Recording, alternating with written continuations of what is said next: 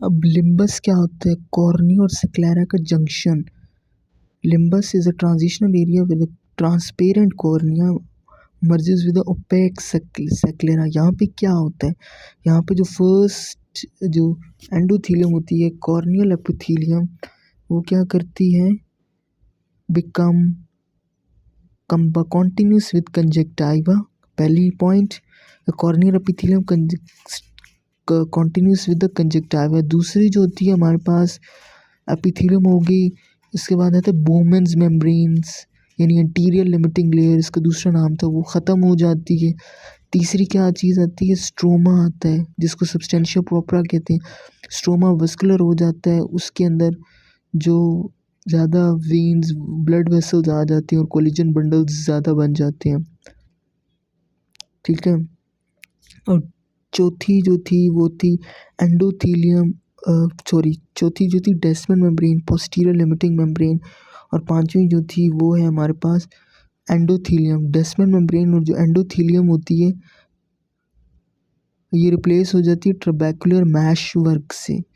अब ट्रबैकुलर मैशवर्क क्या है?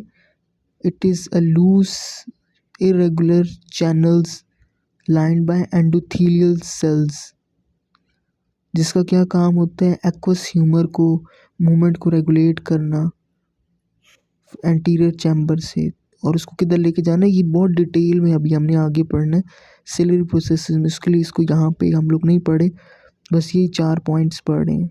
ठीक है। इससे अगला जो है हमारे पास कोराइड। कोराइड हाईली वस्कुलर होती है, बहुत ज़्यादा मेलानोसाइट्स होते हैं। इन मेलानोसाइट्स का ये क्या काम होता है कि मेलानिन पिगमेंट प्रोड्यूस करते हैं and it prevent the light from entering the I accept through the pupal. यानी कोराइड के अंदर जो बहुत सारे मेलानोसाइट्स होते हैं, ये लाइट को सिर्फ प्यूपल से ही आने देंगे। प्यूपल इज़ द काला जो हमारे पास आयरस जो है ना, टिश्यू मतलब है, उसके अंदर जो ब्लैक है उसको कहते हैं प्यूपल। ताकि लाइट जो करे ताकि लाइट उधर से पास करे। मेलानोसाइट्स के काम है कि वो कहीं और से पास नहीं करने देंगे। इसकी 3 लेयर्स होती हैं, सुप्रा कोराइडल, लैमिना या मेम्ब्रेन या लैमिना फस्का, एक ही चीज़ है। इसके अंदर मेलानोसाइट्स होते हैं, ये हम पढ़ के आए थे। ये उसकी भी तीसरी लेयर थी सेक्लेरा की। ठीक है।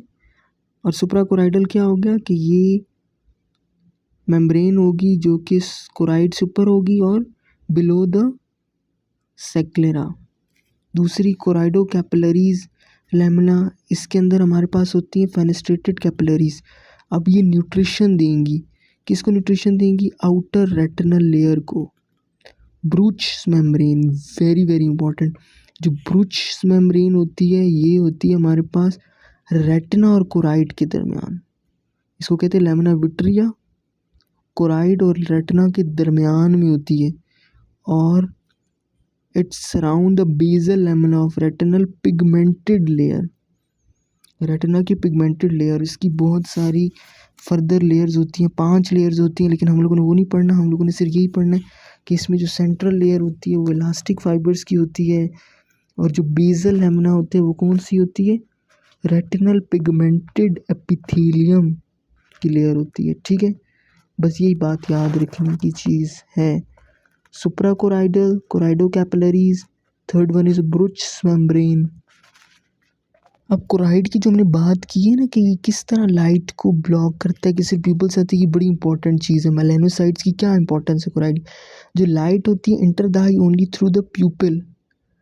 अब एनी लाइट जो कि रेटिना से आगे चली जाए उसको कहते हैं एक्स्ट्रा लाइट। यानी लाइट ने प्यूपिल से आना है और फिर रेटिना पे इमेज बनता है ना, अगर वो रेटिना से ही आगे चली जाए तो उसको कहते हैं एक्स्ट्रा लाइट। और जो एक्स्ट्रा लाइट होगी वो कोराइड में जाएगी जो कि रेटिना के पीछे है।